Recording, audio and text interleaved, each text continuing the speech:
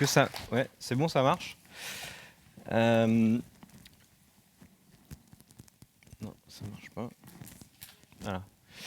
Bonsoir. Donc moi, je vais vous parler un peu de la place du design, du rôle du design vis-à-vis de la contribution. Comment est-ce que le design peut dessiner, concevoir des objets qui vont permettre une certaine contribution ensuite. Alors rapidement, donc je m'appelle Xavier Offret, je suis designer. Avant, j'étais ingénieur en télécom. Et parmi les raisons qui m'ont poussé à m'orienter vers le design, principalement, je souhaitais exercer un métier, avoir une approche qui se préoccupe avant tout des personnes, des humains pour lesquels je travaille. C'est aussi sûrement cette double formation ingénieur et designer qui m'a amené avec deux collègues à m'attaquer à un sujet à cheval entre l'ingénierie et le design en proposant un ordinateur contributif. Donc, je vais vous expliquer. Alors un ordinateur, c'est quoi? Pour beaucoup, un ordinateur, c'est ça, ou ça, des tours, ou parfois ça, des grands ordinateurs dans de grandes salles. Bref, souvent, ce sont des boîtes noires. C'est assez obscur pour la plupart d'entre nous, en tout cas. Et sinon, ça peut être ça aussi. Ça, ce que vous voyez, c'est un ordinateur dans un bidon. Alors, c'est pas évident de comprendre cette image, mais il suffit d'imaginer qu'on raccorde un clavier, un écran, une souris à ce bidon. À l'intérieur, il y a tout ce qu'il faut pour jouer le rôle d'un ordinateur. Carte mère, disque dur, alimentation. Son nom est Jerry, vu qu'il est fait dans un jerrycan. C'est un ordinateur à faire soi-même. Il a été conçu pour ça. Et aussi à faire à partir de matériaux informatiques de récupération. Mais avant que d'autres puissent le faire eux-mêmes, il a été conçu par trois jeunes designers, Laure, Shemseddine et moi-même, dans le cadre d'un projet à l'école de design industriel l'ENSI Les Ateliers à Paris, et en partenariat avec une start-up, Edera Technologies. Donc il a été conçu pour être simple à fabriquer, pour être évolutif et surtout appropriable. Vous avez uniquement besoin de ce qu'il y a là pour fabriquer un Jerry. Et bien sûr aussi d'un mode d'emploi qui est disponible en ligne et que nous avions réalisé en même temps que le premier prototype. Alors c'est un projet, on peut le présenter de plein de façons différentes. On peut parler du problème du recyclage des déchets informatiques, vu que c'est un ordinateur qui est fait à partir de rebuts informatiques, qui leur donne une seconde vie. On peut parler aussi des problèmes d'accès à l'informatique, d'accès à Internet et des disparités à travers le monde. Mais aujourd'hui, je vais plutôt vous parler d'une des missions principales du design, à savoir donner les moyens de mettre les mains dedans, donner les moyens à d'autres de contribuer ensuite.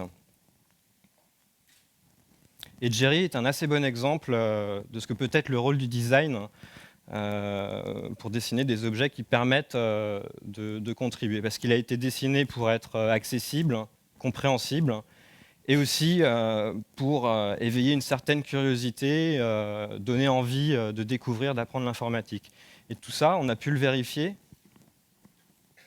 lors d'ateliers avec des personnes. On a pu vérifier que les gens se l'appropriaient, détournaient, modifiaient les principes d'assemblage. On a pu aussi vérifier que son physique un peu décalé, qui est très différent des boîtes noires habituelles des ordinateurs, suscitait une relative curiosité. Bref, on a pu vérifier que c'était bien un objet qui permettait à d'autres de contribuer, de mettre les mains dedans, et qui permettait une certaine contribution. Ce qui m'amène justement à ce thème de la contribution, qui est un sujet qui m'intéresse beaucoup aujourd'hui dans mon travail. Alors c'est un terme qui est très à la mode, on en entend beaucoup parler. Souvent on prétend mettre l'humain au cœur, permettre une certaine émancipation des individus. Mais est-ce que contribuer, c'est positif? Est-ce que c'est toujours le cas? Et quelles sont les modalités d'une contribution souhaitable, positive? Donc la contribution, ça peut être quelque chose de positif, mais on a tendance aujourd'hui à oublier parfois le côté le côté forcé de la contribution. Les impôts sont une forme de contribution, les travaux forcés sont une forme de contribution. Alors je ne nie pas du tout l'intérêt, l'utilité de payer des impôts. Je questionne juste ce qu'on met derrière ce terme de contribution, et je souligne tout simplement que une contribution n'est pas forcément synonyme de création, d'émancipation, qu'elle peut aussi être subie. ReCAPTCHA aussi est un dispositif contributif. Je pense que tout le monde connaît un peu maintenant les systèmes de CAPTCHA. Ces systèmes où vous recopiez des chaînes de caractères déformées. Donc ça permet de vérifier qu'on n'a pas un automate, un robot qui fait des requêtes sur le web. Avec ReCAPTCHA, vous avez 2 chaînes de caractères déformées. Eh bien, la deuxième, une des deux, provient de livres scannés que les algorithmes de Google n'arrivent pas à lire, n'arrivent pas à comprendre, n'arrivent pas à transcrire automatiquement. Alors ils vous font travailler gratuitement, ils vous font contribuer. C'est de la contribution. Alors c'est pas dramatique, il n'y a pas, on va dire, il n'y a pas mort d'homme, il n'y a pas coercition, mais on peut se poser la question de savoir est-ce que c'est vraiment une contribution qui permet de s'émanciper. On peut se poser la question. En plus, si vous discutez avec quelques personnes, vous verrez que peu de personnes savent vraiment ce que fait ReCAPTCHA, qui sont en train de travailler gratuitement pour Google. En gros, là, on a une contribution automatique, un peu forcée, bref, qui n'est pas vraiment émancipatrice. Il y a donc des cas de contribution un peu extrêmes qui ne sont pas forcément positifs. Et à l'autre extrémité, il y a des objets qui ne sont absolument pas contributifs. Quand on les voit, on ne pense absolument pas au terme de contribution. Ces objets-là, moi je les appelle les objets de confort. Ce sont des objets où tout est décidé, pré-réglé. Par exemple, le modèle Nespresso, qui est un objet entièrement automatique, où il n'y a plus vraiment de réglage. Bien sûr, vous pouvez toujours choisir entre café long, café court, et parmi un ensemble de capsules, mais qui sont déjà présélectionnées. Vous n'avez plus vraiment de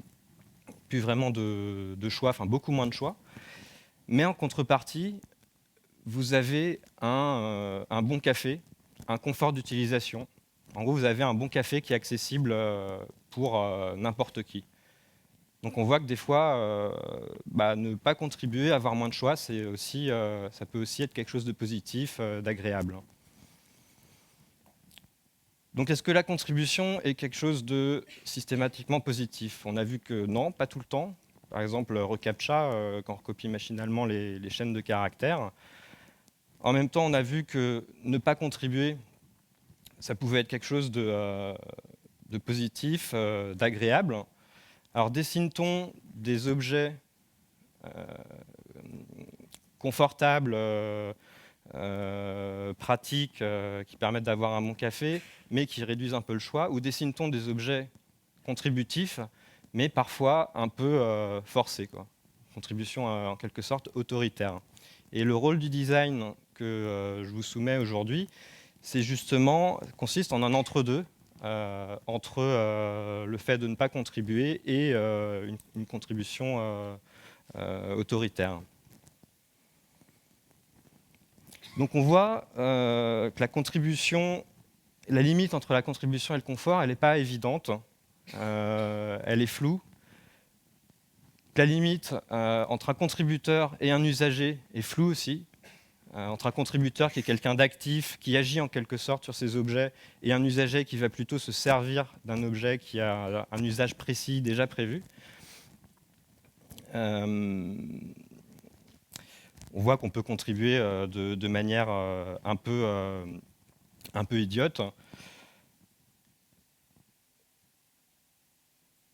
Donc déjà, pour moi, ce qui pose un problème, c'est le choix. C'est ce qui manque dans les exemples que je vous ai présentés avant.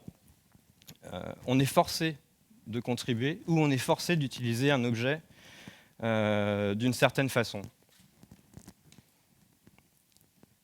Alors qu'on devrait pouvoir passer d'un comportement, d'un rapport actif à nos objets à un rapport passif, enfin plus passif, plus de l'ordre de l'usage, quand on le souhaite. C'est ça qui est important selon moi.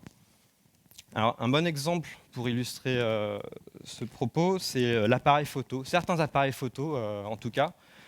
L'appareil photo, c'est un objet qu'on peut régler, face auquel on peut faire des choix ou pas. Si vous réglez un appareil photo en mode automatique, vous allez avoir un rapport plus de l'ordre de l'usage. Vous pouvez vous laisser guider un peu par l'automatisme. C'est un objet qui permet les deux, qui permet de choisir, de régler ou de se laisser porter. Et ce type d'objet, comme l'appareil photo, moi je les appelle des objets inachevés parce qu'il revient à celui qui s'en sert, qui va l'utiliser, de l'achever en faisant des choix, en fait. Et le rôle du design que je propose, c'est de concevoir ces objets inachevés. Des objets qui vont permettre un choix ultérieur et aussi parfois le choix de se laisser porter. Un exemple qui peut illustrer assez bien cette notion d'objet inachevé, c'est ce projet d'architecture de l'agence Elemental en 2008. La demande du gouvernement chilien était de reloger une centaine de familles dans les mêmes 5000 m² qu'elles occupaient illégalement depuis 30 ans, avec un budget très bas.